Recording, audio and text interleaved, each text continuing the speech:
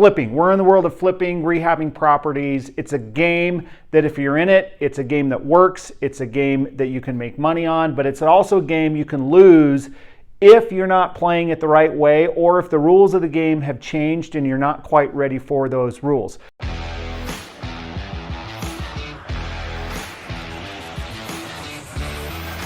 Know when to hold 'em, know when to fold 'em. There's an old country song by Kenny Rogers that talks about know when to play the hand, or know when maybe you just need to fold that hand and move on to the next hand. That concept, as well as one of my mentors, Joe Polish, who's the founder of Genius Network, he talks a lot about, the game or the business you're playing. Don't get into one if you don't know how to play the game, or if you don't know the rules, or if it's not set up the right way. And one of the awesome things with AI these days is he has a website that you can go to called Ask Joe.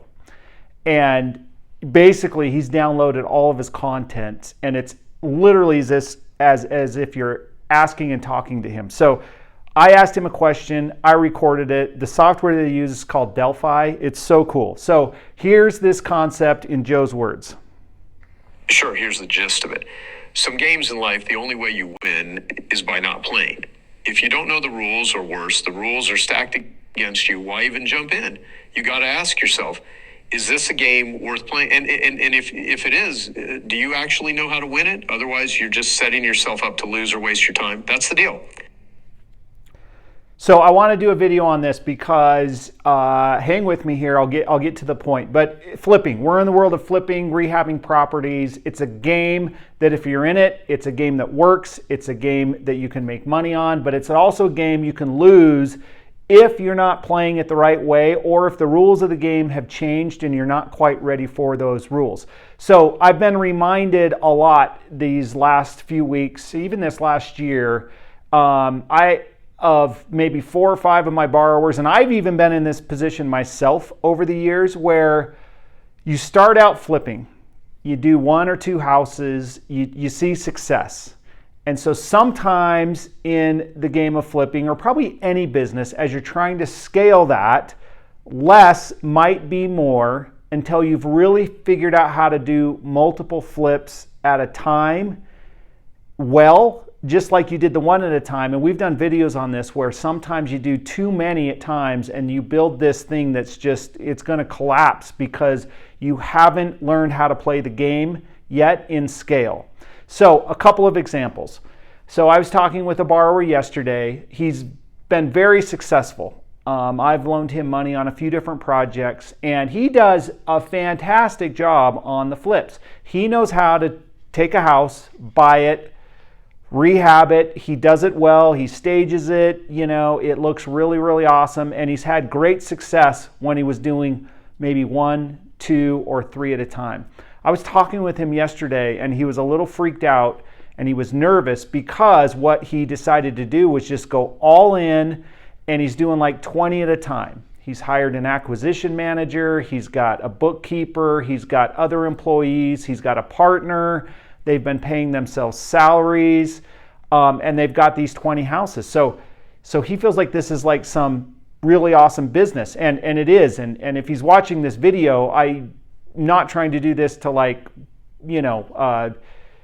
make fun or show as a bad example, because I think what he's doing is awesome. But that quote from Joe kind of came back to me when I was talking to him, that at times we may think we're playing the game that we know, but the rules may have changed because of the scale that we're doing it in. And so what I noticed with him was he's really panicked because he's strapped for cash. The properties aren't selling for what he thought they were. They have all this overhead. And I don't think he's playing the game in scale the way that he should be playing it. Meaning he's got all this overhead that he's not accounting for how he's going to pay that overhead.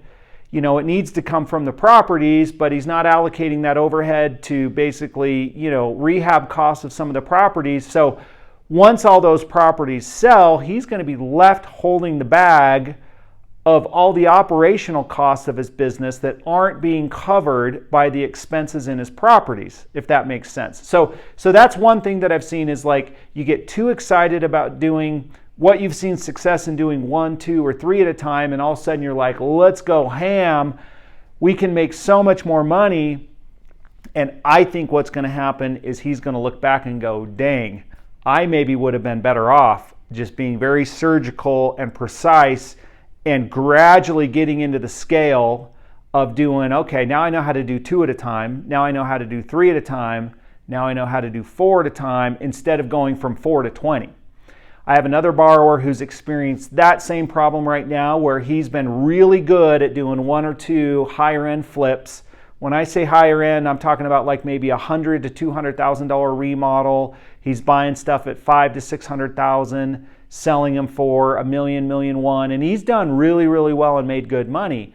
But all of a sudden now he has like 6 of these, and he's realizing that he doesn't actually have the rehab money for all 6. So what's happening? They're stalled out. He's just accruing a crazy amount of interest on all these homes. Each one of the homes is about 50 to 70% done, which does no good for him because nobody's going to buy it in that condition. He almost would have been better off to do nothing to the houses and to just try to wholesale them.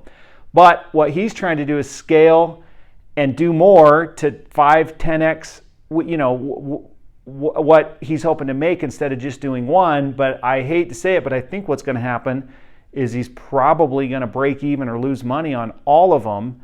And he maybe was better off just doing 1, 2, 3 at a time. It's human nature to see that, man, I've done 1 really good, I've done 2 really good. Let's do like 4 or 5 or 6 or 7 or 8 or more. I see this all the time. I just unfortunately had to take back a few properties from a borrower who he would tell you this himself, that he just got overly ambitious and was doing too many at a time without all the proper resources. Now, all of these people that I've mentioned, like I said, they are great rehabbers. They know what they're doing.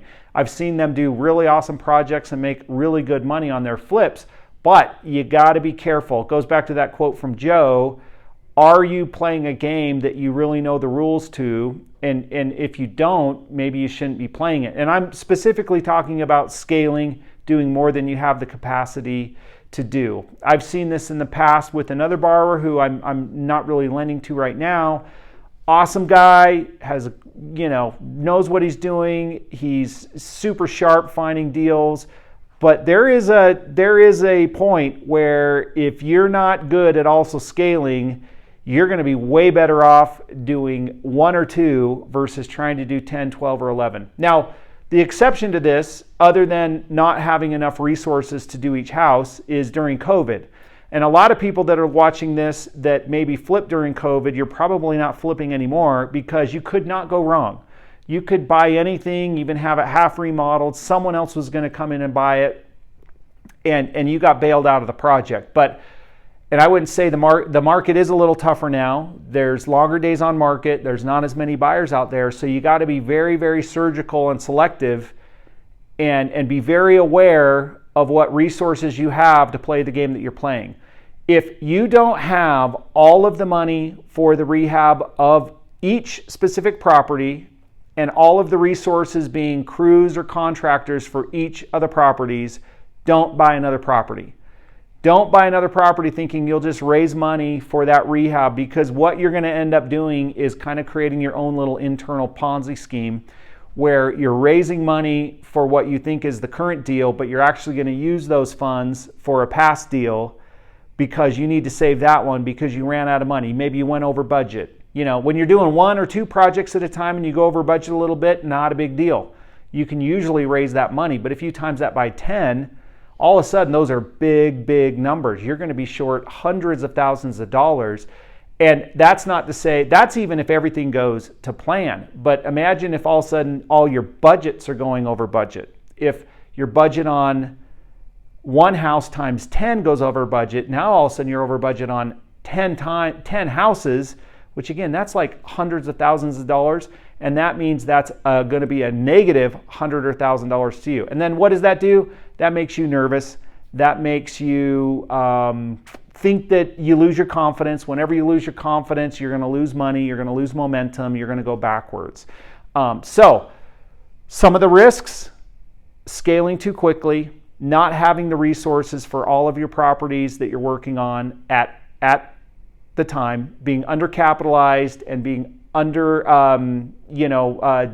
prepared with contractors or vendors or contractors or whatever it might be. You're going to start going long on your loans. Lenders are going to start getting frustrated. They're going to start pounding on the door. And then all of a sudden, instead of solving the problem that you're really hoping to solve in the game you're hoping to play, which is buying and fixing and flipping properties in an efficient manner so that you can make money and go on to the next one, now all of a sudden the game that you're playing is, you're troubleshooting. You're having calls with your lenders, talking them down the ledge, trying to get more time. You're refinancing properties and you're spending more money on interest. You're having really negative conversations with your contractors, like, why are you taking so long? What's going on? You're skipping steps. You're not keeping detailed records so that when you go to the next one, you're not quite sure what your rehab expenses are. And you're just frustrating. All of a sudden you've created a business which is hard, annoying, lame, and frustrating. Another Joe Polish quote. So you don't want a half business, or you don't want to be playing a half game. You want to be playing an elf game, which is easy, lucrative, and fun. And the way to do that, and we've talked about this in other videos, is to control what you can control. Only buy those properties that you have the resources for in the moment, that you have the contractor for, you have the labor for, you have the manpower for, you have the real estate team for. Then, if you have all of that, do 10 at a time, because you're going to be able to handle it all. Things might still go a little slower, but you're not going to be undercapitalized. You're going to hit your timeline and budget on each house. You're just doing it 10 times. I mean, look at, sometimes this just takes a little time. Every home builder, D.R. Horton, they did not go from doing, 3 subdivisions to 3,000. Some of these things just take a little bit of time. So don't run faster than you can walk, or whatever that phrase is. Don't walk faster than you can run. You know what I'm saying, right? Like, just really think about it and don't be tempted to jump off that cliff of scaling before you're actually ready to do it. And sometimes you just honestly don't know. I know I've experienced that in the past, where we were doing high volume, we were sitting on houses way too long, and what ended up happening? We just lost a lot of money. So to recap, don't get over your skis.